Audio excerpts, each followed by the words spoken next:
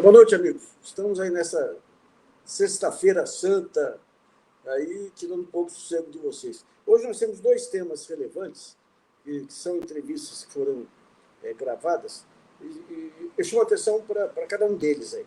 Um deles é com o presidente do UNAFISCO, que é a União Nacional dos Auditores Fiscais, sobre esse desafio do Haddad de conseguir 150 bilhões a mais, acabando com os jabutis, aqueles benefícios a grandes empresas. Ontem, o Haddad foi um pouco mais preciso, disse que as 500 maiores empresas conseguem ganhos tributários, uma engenharia tributária sem tamanho. E qual que é a estratégia dele? Uma coisa é estratégia, outra coisa é ver se dá certo. A estratégia dele é o seguinte: eu estou entregando o que vocês quiseram. Uma lei do teto inteligente, com controle de gastos, com tudo que o mercado queria. Agora, para isso dar certo, nós precisamos pegar um discurso que é do mercado, efetivamente. O mercado fala muito dos benefícios fiscais aí a empresas e tudo, para preservar os lucros do mercado. Mas como você tem uma situação objetiva de um Banco Central sob controle do mercado, a estratégia dele é provocar, expor, digamos, os abusos que são cometidos por grandes empresas com receita e lucros aí bilionários, e propor mudar, acabar com esses jabutis. Só para dar um exemplo, aí, você pega, por exemplo, a Coca-Cola e a Ambev. Eles trazem um concentrado de Manaus, muitas vezes superfaturado, trazem, e tem incentivo fiscal lá. Só que lá eles não pagam. O incentivo fiscal é sobre IPI, sobre Imposto de Produtos Industrializados. Eles trazem o incentivo para cá. Daí eles têm que pagar ICMS para um Estado, eles descontam daquele suposto saldo que eles têm junto a Manaus. Então, só a Ambev tem contingências tributárias da ordem de 80 bilhões. Mas ele fala também na indústria automobilística. Você tem uma jogada que é o chamado preço de referência. A empresa chega, exporta, simula uma exportação do país por um preço pequeno e traz o produto de volta por um preço alto. Aquela diferença que é o lucro fica lá fora para não ser tributado aqui dentro. Então, digamos, a reforma fiscal que ele falou consistirá em acabar com esses privilégios, com esses benefícios. A grande questão é o seguinte: qual a força política que você vai ter para poder fazer isso? Porque o mercado, essa ideia de que você tem um mercado e as grandes empresas separadas, o capital ele tem uma lógica própria de alianças. Então, digamos, o mercado ele recebe o que tem aqui é o controle de despesa, mas na outra ponta, a hora que começar a afetar as grandes companhias, interfere também o preço de ação e tudo aí. Então, digamos, é uma aposta que a gente só vai saber no final do ano se vai ser bem sucedido ou não. E tudo isso por conta do quê? Por conta de um Banco Central independente nas mãos, talvez, do mais irresponsável presidente do Banco Central que eu já vi aí na história do Banco Central brasileiro. Então, um Banco Central que é totalmente controlado não é pelo mercado, é pela parte mais tacanha do mercado. E o que está acontecendo hoje, que é uma outra parte aí da estratégia Haddad, é o seguinte: eu dou o que vocês querem. Então, o que está acontecendo agora? Se o Banco Central não reduz os juros, já está havendo uma pressão grande dos grandes bancos e do próprio mercado. Outro dia chegou um relatório aí para o Banco Central mostrando que ele está arrebentando com o mercado de capitais. Os grandes bancos estão com as linhas de crédito totalmente paralisadas, porque com esse custo do dinheiro e de inadimplência fica... Então, digamos, o Banco Central vai se afundar por si só. Não o Banco Central. Roberto Campos Neto vai se afundar por si só. A grande questão é o seguinte: quanto tempo vai se perder com isso e como recuperar essa perda de crescimento da economia desse ano e do próximo ano. Vamos, então, à nossa primeira entrevista. Bom, o grande desafio aí desse arcabouço fiscal lançado pelo Fernando Haddad é a questão do que pode ser recuperado em termos de arrecadação com os diversos furos aí que foram se acumulando ao longo dos anos, de engenharia tributária e tudo. O nosso entrevistado é o Mauro Silva, que é presidente da Unafisco. Mauro, obrigado por sua participação aqui no GGN. Onde você vê, quando a gente pega o plano Biden lá, ele armou a receita lá, deu recursos e tudo para cumprir a missão aí de trazer mais recursos em cima de quem deveria pagar e não paga imposto. Como que está a receita hoje, depois de anos aí sem concurso? Veja, é um prazer estar aqui. Então, assim, a Receita Federal, nós tivemos o último governo onde havia um total desprezo pela área de fiscalização, por um lado, e por ser um governo de extrema-direita, aquela ideia de que o Estado atrapalhava. Então, obviamente, juntando essas duas coisas, dá para prever o desastre que isso foi dentro da Receita Federal, com corte de orçamentos, com não realização de concursos, né? Hoje nós temos um quadro 50% menor, temos 7.600 auditores na ativa, já tivemos 15 mil auditores fiscais na ativa. É claro que isso repercute na capacidade da Receita Federal de impedir planejamentos tributários agressivos, né? E de realizar um trabalho que caminhe para a justiça fiscal, que cobre de quem realmente tem a capacidade contributiva, embora as nossas leis acabem prejudicando muito isso, porque muitas das nossas leis são feitas pelos mais ricos, que estão melhor representados no parlamento, e isso dificulta o trabalho de quem aplica a lei aqui. Então, a gente veio de um governo que desprezou a Receita Federal, né, e que desprezava qualquer fiscalização. Então, Agora, ainda... Mauro, se tiver um concurso, quanto tempo leva um fiscal para dominar o ofício? Veja bem, entre você lançar um concurso, fazer o treinamento e ele dominar isso, nós temos mais de um ano para que isso aconteça. Mas o que a gente tem hoje também, a mão de obra que já existe de auditor fiscal da Receita Federal, que já existe, hoje o cenário que eu descrevo na Receita Federal é de terra arrasada. É fácil a gente compreender o seguinte, mesmo a gente falando de serviço público, e há algumas pessoas que têm um certo preconceito, mas em qualquer organização, você precisa que as pessoas que contribuem, porque as coisas não acontecem por meio de máquina, tudo acontece por meio das pessoas. E as pessoas precisam estar motivadas e felizes com o seu empregador para que produzam mais. Então, o que a gente tinha antes? Eu tinha um empregador que dizia que queria colocar uma granada no bolso do servidor público. Então, é claro que isso o servidor público não está feliz. E, especificamente em relação ao auditor fiscal, nós fizemos um acordo 7 anos atrás, ainda no governo Dilma, né? E acordo esse que não foi cumprido, que tinha repercussões remuneratórias, e é claro que qualquer pessoa sabe que entre a lista daquelas itens que motivam alguém a estar feliz e dar maior produtividade, não podemos dizer que a remuneração é um único item, mas é um dos itens mais importantes. Sim. Então, é claro que nós temos hoje, dentro da Receita Federal, uma extrema insatisfação, como eu disse, no cenário de terra arrasada, mas isso, curiosamente, não por acaso, porque a gente trabalhou muito ainda durante o governo de transição para esclarecer a equipe, conversamos com o vice-ministro Galipo, conversando com o secretário Barreirinhas, e houve essa compreensão, né, no sentido dessa solução. Porém, há aqueles que não querem que o governo dê certo, atores políticos importantes que não querem que o governo dê certo, perceberam que, embora para o arcabouço fiscal a arrecadação não seja o único apoio, não é o único apoio, claro. No arcabouço fiscal você tem um componente também com relação às despesas, né? Ao contrário do teto de gastos, que o único componente era os gastos. Mas, embora a arrecadação não seja o único componente do arcabouço fiscal, ela é um componente importante. Sim. Então, os atores políticos que não querem que o governo dê certo, porque se o governo não der certo na economia, ele naufraga em outros campos.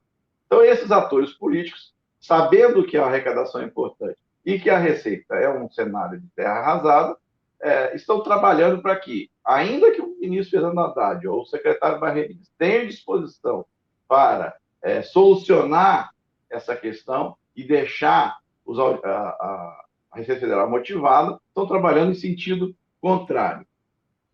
Além disso, Nassif, eu acho que é importante a gente pensar, e isso eu quero fazer uma meia-culpa, vamos dizer assim.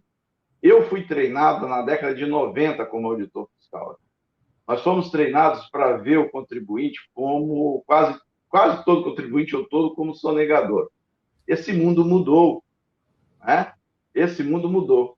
E nesse período, pouco treinamento foi feito, e hoje nós temos ainda esse pensamento dominante.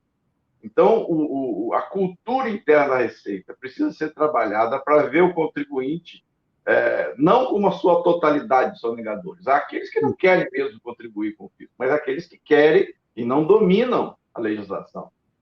Tá. E aqueles que sempre contribuem.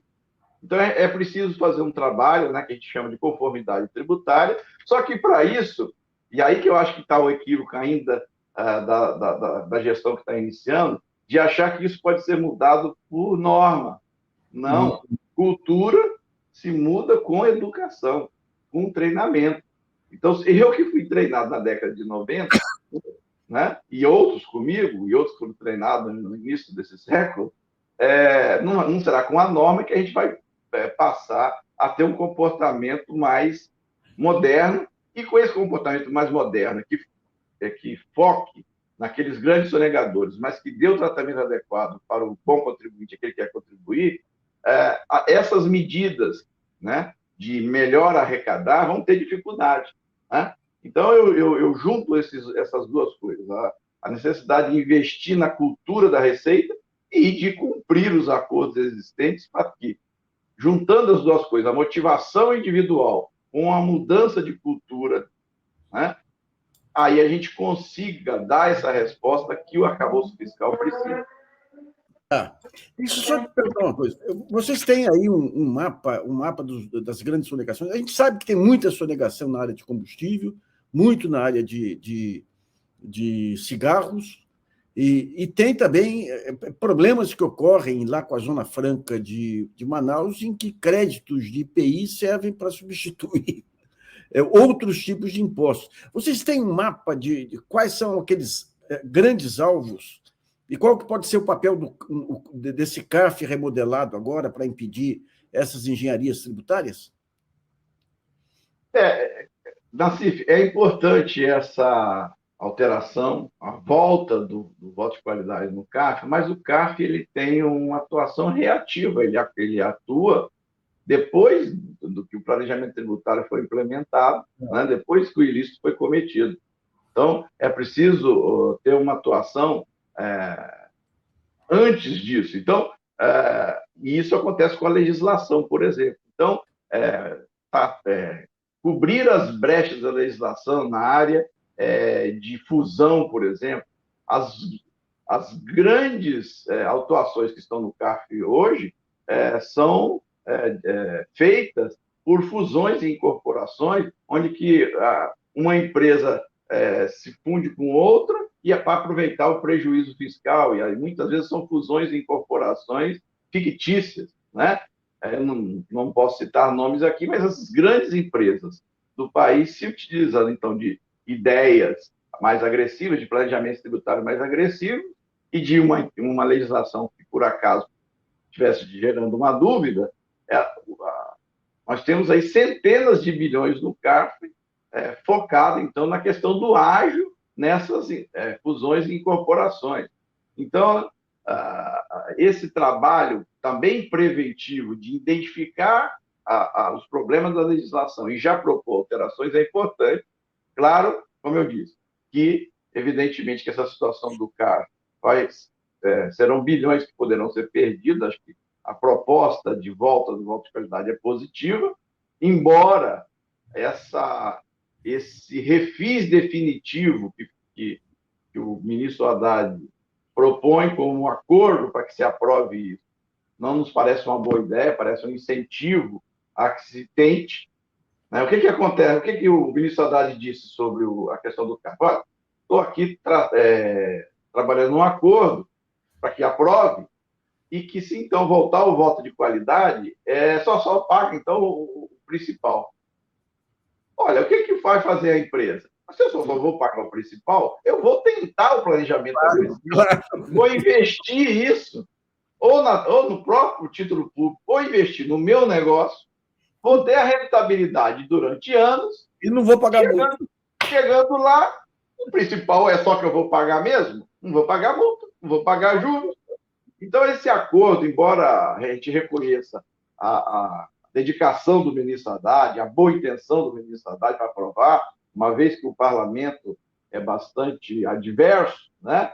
Não tem esse parlamento, o governo ainda está com dificuldade, não demonstrou que tem uma base parlamentar, a gente espera que demonstre isso, mas esse acordo suscitado aí pela que a mídia disse que o ministro então estaria entabulando, ele acaba resolvendo em parte, mas acaba estimulando mais ainda o contencioso, né, Nassif? Claro. Ô, Mauro, eu tenho uma dúvida. Eu te faço uma proposta aqui, Mauro. Eu tenho uma história que chegou a mim aí. Você tem aí um conjunto, em todo esse universo de fiscais, você tem uns heróis anônimos aí que teriam que ser enaltecidos. Teve um caso que chegou para mim aí de um fiscal que justamente identificou uma dessas jogadas em um grande banco. Ele tinha uma subsidiária que dava prejuízo, sempre prejuízo, e ele abatia do lucro. Ele entrou com uma ação contra esse banco no valor de 1 bilhão, só uma ação que foi 1 bilhão. Daí ele se aposentou, por idade e tudo. Ele, para a ação não parar, ele continuou como se fosse uma ação popular, por conta própria. Daí ele morre. O Ministério Público assume a ação. Quando chega no STJ, a ação é anulada, porque, segundo o ministro lá que votou, não tinham sido pagas as custas de 1.000 e tantos reais, sendo que o Ministério Público Federal não tem que pagar custas. Então, digamos, 1 bilhão de reais numa ação dessa. Mas a persistência desse fiscal merecia... Eu posso passar os dados depois aí que forem necessários. Merecia ser reconhecido, criar um monumento aí ao fiscal anônimo aí, porque foi fantástico aí o senso de justiça dele, o senso de responsabilidade em relação às contas públicas aí, né? Nassif, esse tipo de atuação, nós temos vários exemplos, o caso das joias, por exemplo, tem esse caso, tem outros. Sim. Na verdade, essa defesa, o que é surpreendente é que essa defesa deveria estar sendo feita pelos órgãos jurídicos da União e não por uma pessoa individualmente. Nós, como entidade, a gente procura chamar esses colegas a trazerem para nós esses casos, porque esses casos levados individualmente, eles atraem para aqueles que fazem isso um risco funcional muito grande. A gente sabe da política, e quem se expõe vai estar sujeito a todo tipo de ataque. Por isso que existe, nós, como entidade, procuramos atuar, e no caso das joias fizemos isso, de modo ao máximo preservar essas individualidades. Mas sim, há casos de colegas que são muito dedicados à causa pública, a gente é treinado para isso, além disso tem aquela convicção pessoal de alguns, isso tudo feito dentro da lei, e é claro que nós temos vários casos como esse, em que as pessoas lutam de fato, os auditores, lutando de fato pelo interesse público, mas, e aí na política nós não podemos deixar de ser persistentes, porém há também as frustrações. O que a gente observa é que nós tivemos agora, por exemplo, acabei de participar de uma reunião onde eu fiquei sabendo que essa medida provisória que trata de preço de transferência não foi discutida com a delegacia que trata do assunto na Receita, a delegacia especializada que trata do assunto. Então, a cúpula resolveu, então, colocar uma série de normas que afetam bilhões, porque essa área de preço de transferência é onde a gente mexe com as grandes empresas, né? A remessa. Então, há essa frustração também. Só para esclarecer o nosso espectador, o preço de referência é aquele preço que é utilizado quando tem uma importação e você tem que calcular o imposto, é isso? Exatamente. A empresa, ela manda para outra empresa do grupo, para fora, ou recebe de lá, ou ela exporta ou importa, por preços diferentes do mercado. Porque ela tem interesse em transferir o lucro, ou daqui para lá, ou de lá para cá. Normalmente, transferir o lucro daqui para lá, e geralmente para países com tributação favorecida, né? Ou onde ela possua já uma situação em que ela possa diminuir a tributação desse lucro. Então, esse preço de transferência é isso. É a empresa do grupo que exporta ou importa, né, por preços que não são de mercado. Mas isso tem uma complexidade enorme envolvida, né? E daí, hoje um colega nos disse, nós que somos auditores fiscais e trabalhamos com isso, e são bilhões, não aprovamos aquele texto, e como esse texto foi apresentado. Então, você vê as dificuldades que existem nessas situações em que não há não se ouve, né? O que se viu nos últimos anos é um encastelamento da administração da Receita, sem ouvir os auditores que trabalham, né, diretamente com as questões, e esse é um exemplo. Lamentavelmente, talvez a atual administração tenha pego este tema já bem avançado, né? Claro, acabou de chegar, tem 3 meses, para chegar no texto de medida provisória, esse texto já estava avançado. E não teve, de repente, o cuidado, ou não foi alertada de que isso precisava ser melhor discutido com quem vive. Então, nós estamos tratando de bilhões e que não foi ouvido quem trata com isso.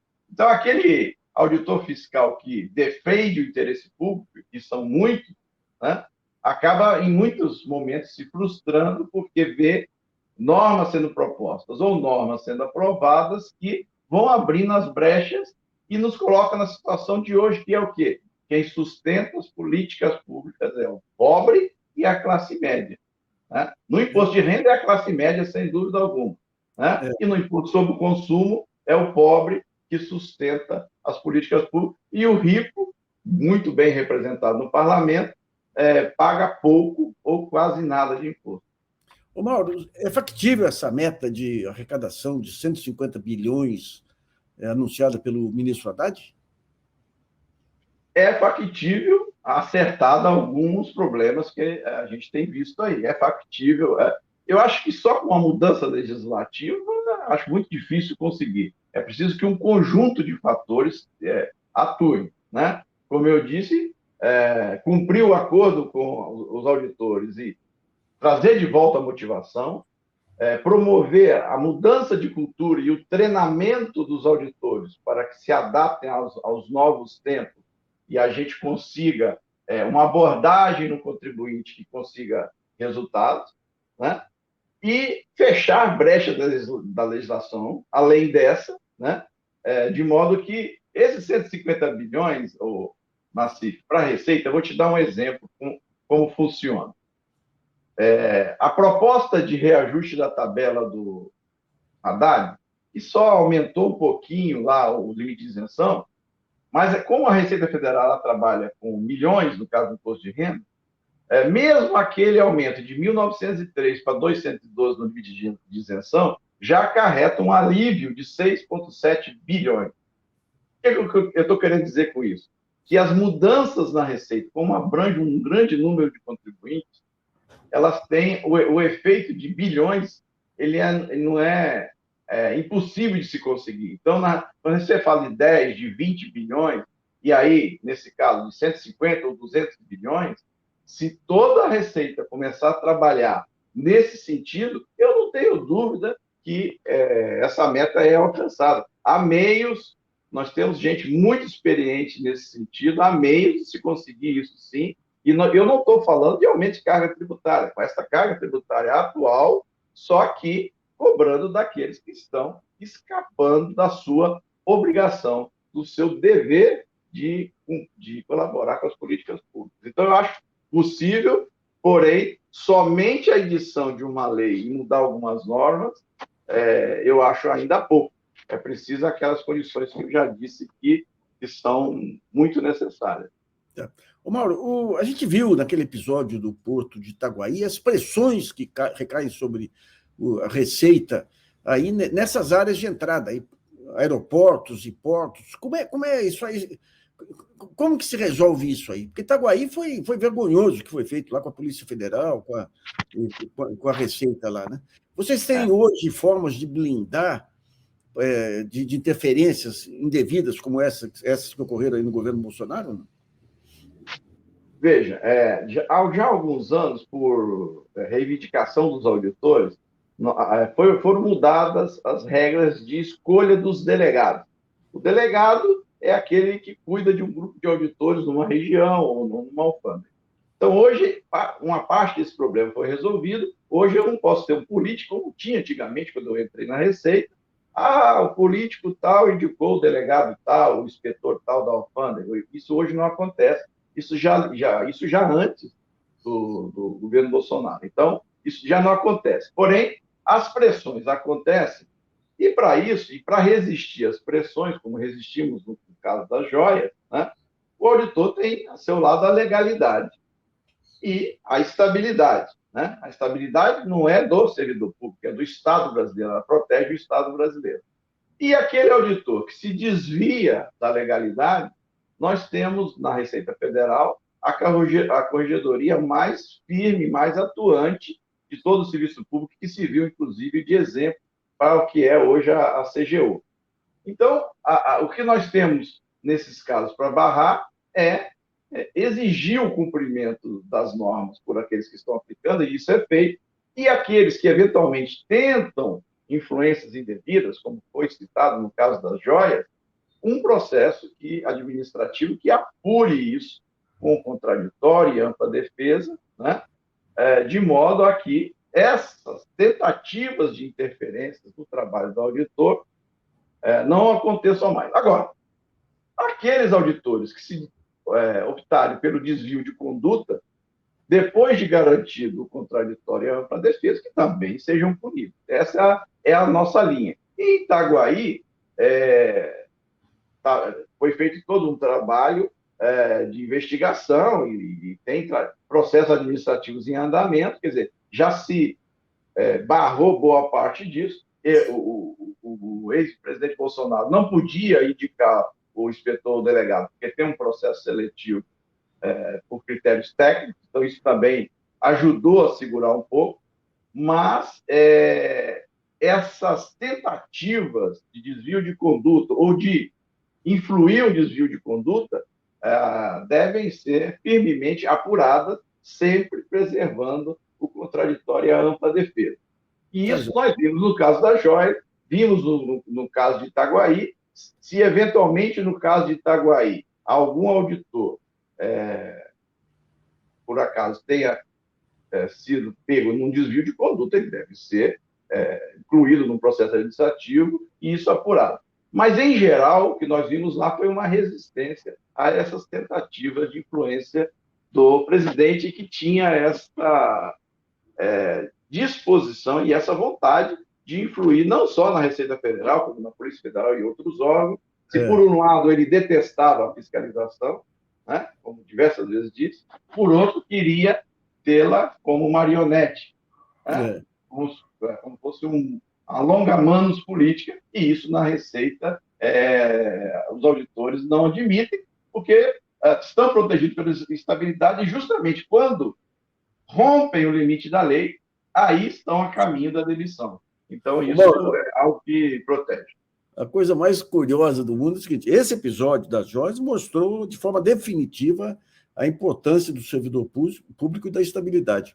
Mas, num certo momento, o Paulo Guedes lançou a ideia de que tinha que modernizar o serviço público. Ele ia multiplicar por 10 ou 20 ou 30 vezes aí o número de comissionados. E os jornais compraram esse negócio. Isso é modernização. Defenderam uma ideia dessa sem ter a menor noção. Mas parabéns pelo trabalho que vocês fizeram, e esse episódio das joias, como o da saúde também, impedindo aquela jogada das vacinas, mostra a importância do servidor público e da estabilidade.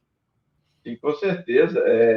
A PEC 32, né, Nassif, que foi aí a menina dos olhos do governo anterior, era um desastre completo. Isso ia nos levar para levar a grau máximo o patrimonialismo no Estado brasileiro. O Bolsonaro chegou a defender por diversas vezes que ele via como normal. Fazia-se um concurso por um governante, outro governante entrava, demitia todo mundo que foi no concurso anterior e fazia o concurso dele, né? Então, isso seria a destruição total do Estado, com uma luta muito grande dos servidores, com o apoio da bancada progressista no Congresso, a gente conseguiu impedir isso, e agora revela-se para toda a sociedade, né, por meio do caso da joia, o quanto que a estabilidade não é para proteger o servidor desidioso. Esse há meios de se afastar do serviço público no processo. É uma proteção para o Estado brasileiro, para se resistir às pressões de quem quer se valer do Estado em seu benefício próprio e de seu grupo, como parece ter sido o caso do governo anterior, no caso da joia. Né? Isso tudo está sendo apurado. Isso aí. Mauro, obrigado por sua participação aqui no GGN. A gente fica à disposição quando vocês tiverem bandeiras aí, cívicas aí para levantar. Um grande abraço. Um abraço, Nassif. Eu que agradeço. Estamos sempre à disposição para conversar com o seu programa e agradeço muito o convite. Bom, nos últimos anos, o Brasil mostrou a sua cara, essa violência que estava escondida ou que estava explícita apenas em periferias, as mortes, as investidas da polícia, das milícias, uma violência difusa de se aceitar todo tipo de abuso. E agora chegou num nível de pandemia, com a ultradireita se apossando do discurso e gerando distorções psicológicas para todo lado. O nosso historiador é o Alexandre Almeida. Ele é antropólogo, historiador pela USP, antropólogo pela PUC e realiza estágio de pós-doutorado no programa de pós-graduação em História da Universidade de Juiz de Fora. E também ele é sobre partidos de direita no Brasil e Portugal. E é autor do livro Os Mitos Políticos do Poder Branco Paulista. Alexandre, obrigado por sua participação. Eu queria que você historiasse um pouquinho, primeiro, essa violência que sempre ficou um pouco escondida, mas sempre esteve presente na vida do país. Eu lembro uns 10, 15 anos atrás, a gente fez um seminário sobre violência, sobre segurança pública, e um dos especialistas falou, olha, a partir de um certo número de mortos por 100 mil habitantes, é irreversível aí Como é que você vê essa formação da violência e a capacidade do país de reverter ou não essa tragédia? Bom, olá, Nassif, olá, audiência, muito obrigado pelo convite, eu fico muito lisonjeado de poder contribuir também com esse debate. Nassif, acho que a gente precisa pensar um pouco em alguns vetores aí dessa difusão, dessa, que a gente pode chamar de uma cultura da violência. Isso é muito forte no Brasil. Então, o primeiro elemento qual seria? A gente pensar a violência como mercadoria. Isso é uma tragédia. Tá? Quando a violência se torna mercadoria, pensando numa sociedade como a nossa, capitalista, de consumo, isso é algo muito preocupante. Então, vamos pensar assim, um pouco historiar um pouco esse processo, me vem alguns exemplos à cabeça, quando a gente fala, por exemplo, da violência como mercadoria e meios de comunicação. Você vai se lembrar, quem é um pouco mais velho vai se lembrar, de figuras, por exemplo, como o Afanásio Jazade. Lembra? Comentaristas policiais. Esses programas policialescos não são agora, da Atena, não é de hoje. Enfim. O Homem do Sapato Branco. Homem do Sapato Branco, Jacinto Figueira Júnior, né? O Homem do Sapato Branco, Gil Gomes, entre outros programas que faziam muito sucesso na Rádio AM, e notícias populares também, né? O famoso jornal, horroroso essa expressão, mas ela é bem didática, esse para mim sai sangue, né?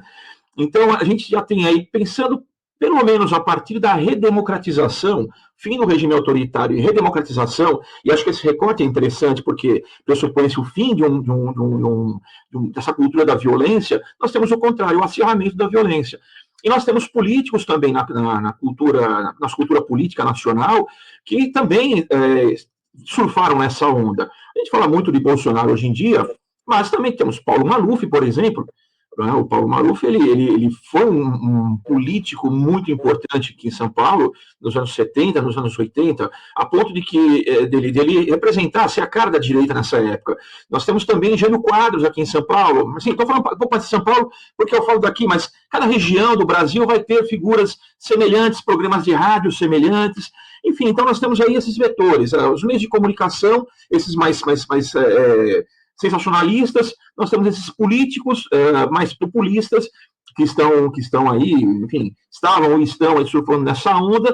Nós temos também um outro problema muito sério, porque, qual seja, como que a gente combate um regime autoritário com democracia? Então a democracia tem que funcionar.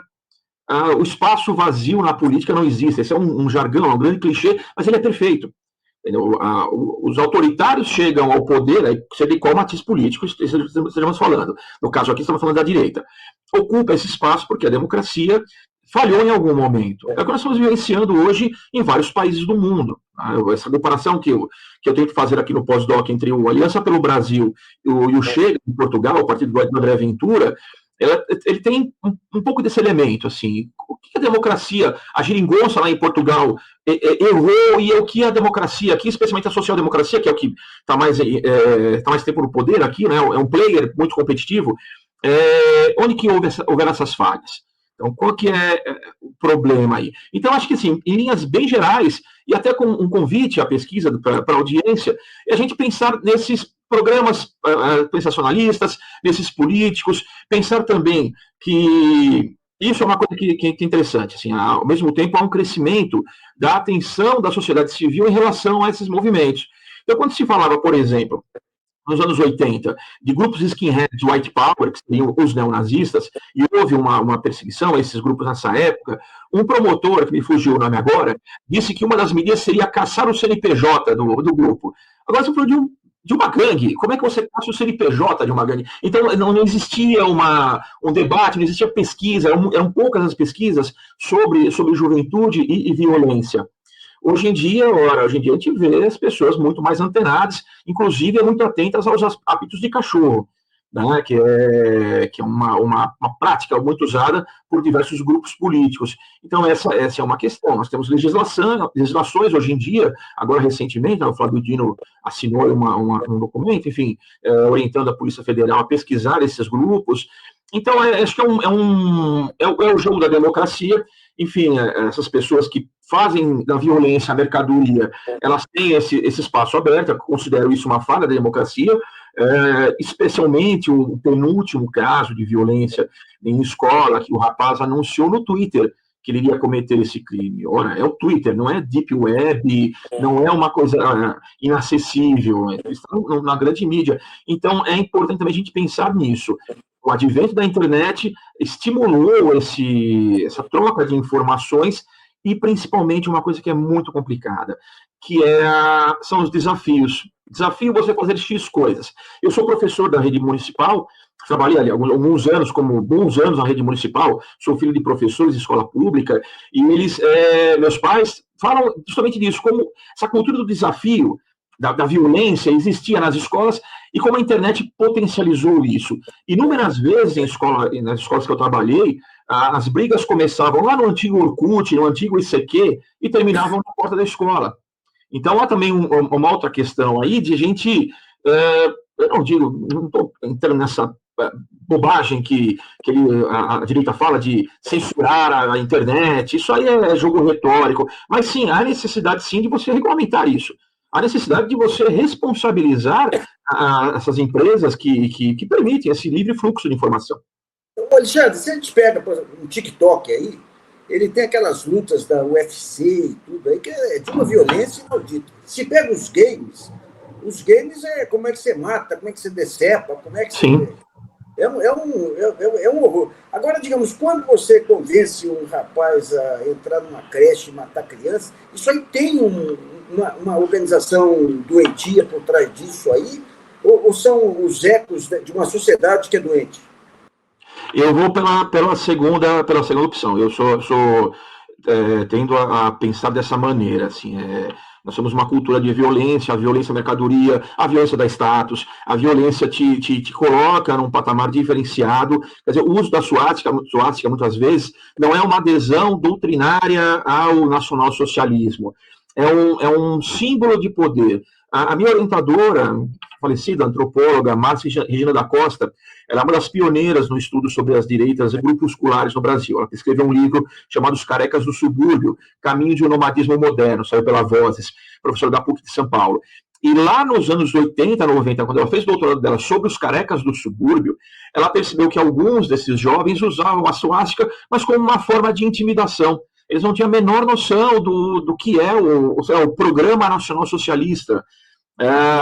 É muito mais, a gente pode falar hoje em dia, muito mais um culto a Hitler do que necessariamente um movimento político que tem um projeto.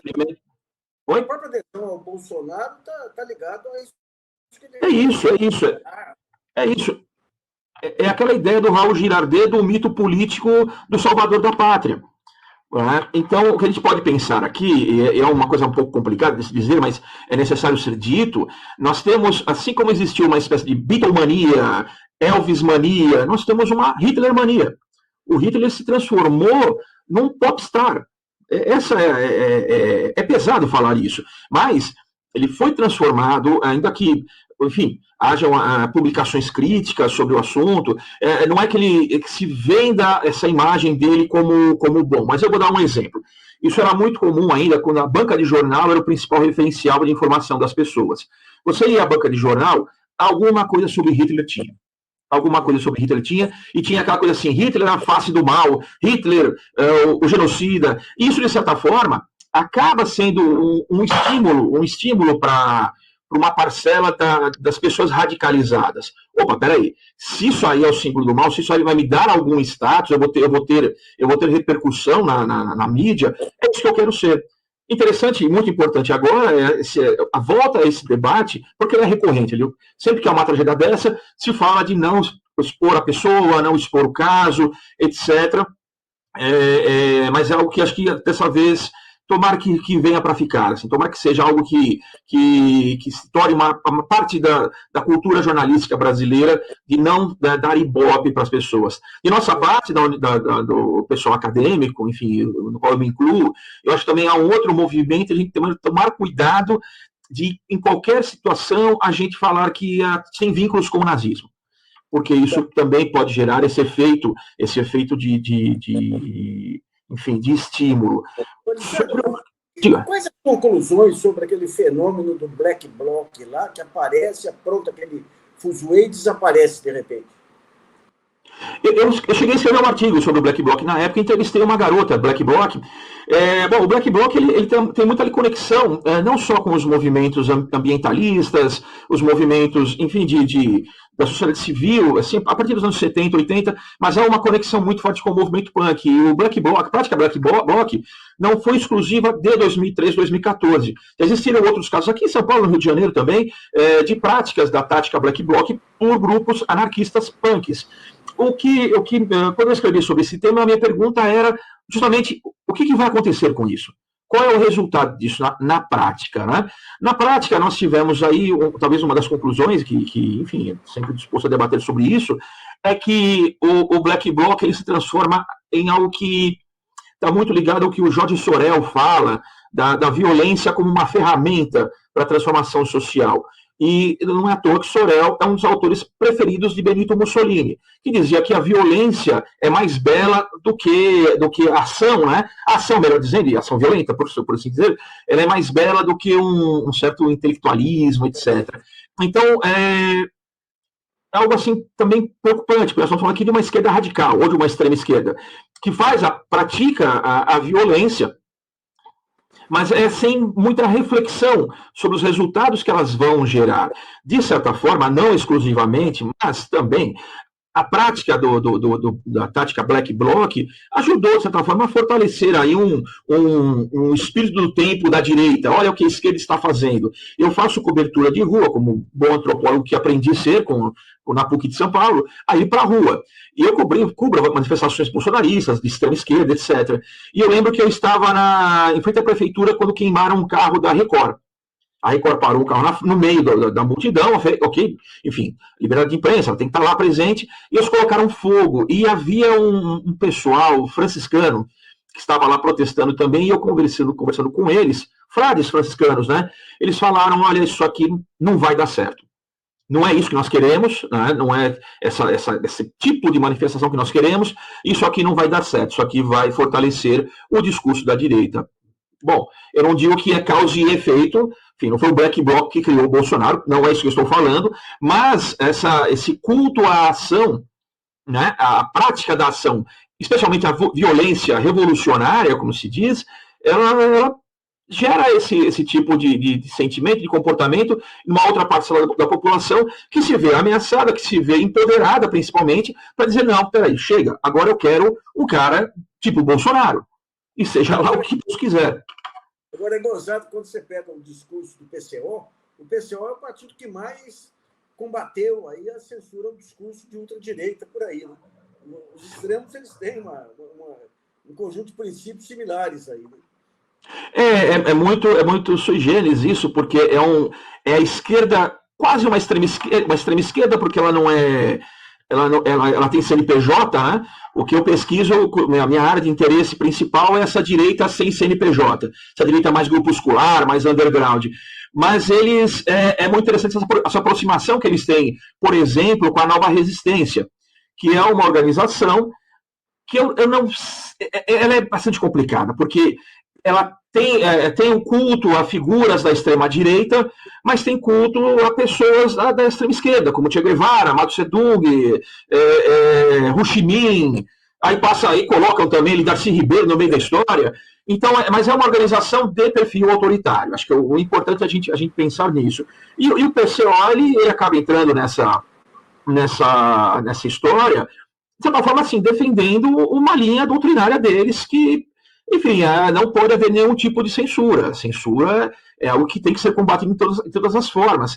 Agora, isso é bem complicado, né? Porque como é que você censura alguém que, se chegar ao poder, vai te censurar? Opa, acho que voltou. Tivemos um pequeno probleminha aí. Sim, já voltou.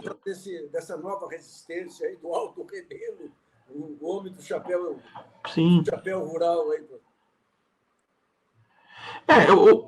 A Nova Resistência ela surge, é um dos diversos grupos que vão surgindo mais organizados, que de certa forma tem um pouco dessa influência dessas que eu vou chamar de culturas de rua, do punk, do skinhead. Lembrando assim uma coisa muito importante, nem todo skinhead é de extrema direita. Há um universo, há um espectro político muito amplo que sai dos skinheads anarquistas e comunistas para chegar nos skinheads supremacistas brancos. Então não é uma sutileza, mas é uma necessidade que nós temos que ter de atenção para não confundir as bolas. Até porque também é um termo entre eles próprios em disputa. Quem é o verdadeiro skinhead? Mas desse grande caldo de culturas juvenis, surgem algumas figuras que vão tentar organizar grupos com alguma expressão, alguma tentativa de ser competitivo. Então, nós temos aí a Nova Resistência, existiu nos anos 2000 a Resistência Nacionalista, que foi um outro grupo, existiu um outro grupo chamado Ultradefesa. Então, são grupos que a própria busca desses jovens de sair desse meio da gangue e construir as suas organizações. Só que eles vão para essas organizações, ou estruturam essas organizações com um caldo de influências gigantesco. E um pouco da Nova Resistência, eu vejo isso, conversando com alguns militantes, essa coisa de, olha, peraí, então vamos pensar o seguinte, a Nova Resistência, aí é uma impressão que eu tenho, ela não é um partido político de direita, ou nem um partido político de extrema esquerda, ela é uma coisa que eu poderia chamar de casa, é algo que eu tenho pensado muito, essa metáfora da casa. E só surgiu, só para localizar vocês, surgiu quando eu ouvi um discurso de uma liderança da Aliança pelo Brasil, dizendo que o Bolsonaro não vai mais participar da Aliança pelo Brasil, mas aqui será a casa da direita. Então, pensando no Brasil, a Aliança pelo Brasil como uma casa. E nessa casa todos os filhos entram, independente do seu sua ideia política, desde que seja da direita. A Nova Resistência, ela, de certa forma, é uma casa também para as pessoas que têm vinculação com algum tipo de grupo nacionalista, alguma ideia de nacionalismo. Daí a gente vê o Aldo Ribeiro participando, é algo que, sei lá, pensando no Aldo Ribeiro, uma pessoa com o histórico que ele tem, participando disso, é que Aldo Ribeiro foi para a direita. A questão, enfim, talvez eu não vou arriscar. Ele foi claramente para a direita. Ele foi para a direita. A posição dele frente ao meio ambiente, frente a índio, frente a votos identitários, é típica da direita. Né?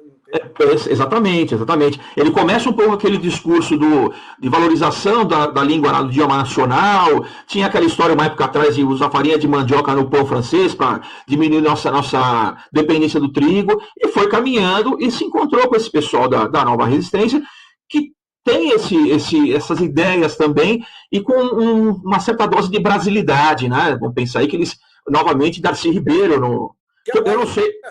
É o integralismo sem Darcy Ribeiro aí. Aliás, há uma disputa, né, entre eles e os integralistas raiz, né? Estou falando aqui nomeadamente da Frente Integralista Brasileira. Há uma disputa entre eles, porque esse pessoal da Frente Integralista Brasileira, como eu disse, ele é muito raiz, eles são muito ligados à doutrina, eles são muito disciplinados em relação a isso. E, bom, como diz o jargão integralista, não existe nacionalismo fora do integralismo. Então, tudo que estiver fora do integralismo, ainda mais nesse caso da resistência, que cultua outros líderes internacionais, e não é uma relação de respeito apenas, é culto mesmo, né? Certa vez, eu preciso achar essa foto para te mandar, enfim, mas caso eu não a encontre, eu vi uma vez uma foto no site deles, que chama assim, de altar da Nova Resistência. Então tinha uma garrafa de 51, uma garrafa de cachaça, 51, talvez, velho barreiro, uma história chinaia, que é a clássica vodka russa, né? Aí tinha uma figura de Stalin, uma figura de acho que era Ho Chi Minh, talvez, ou não, algum líder da esquerda da Ásia, o Mein Kampf, a Bíblia, quer dizer, o Lévi-Strauss chamaria isso, o antropólogo Lévi-Strauss francês, né? Chamaria isso de uma grande bricolagem, mas é uma bricolagem braba, né? É uma bricolagem assim que enfim, eu acho que está muito mais, uma impressão minha, né? Está muito mais ligado a essa ideia de formar uma casa para chamar as pessoas que tenham essas ideias de viés autoritário a participarem delas, desde que esse viés autoritário esteja conectado com o nacionalismo. E aí eles vão dizer que essa ideia do nacionalismo está ligado à autodeterminação dos povos. É isso. Então, Alexandre, eu queria agradecer muito a sua explanação aí, foi muito rica para a gente aí. Vamos repetir depois com mais tempo aí, viu? Um grande abraço para você e muito obrigado aí. Eu agradeço também, aí enfim, na medida do possível aí, vamos ficar bem. Eu sei que está muito difícil a situação, mas bola para frente, gente. Muito obrigado, Nassif, um abração. Grande abraço.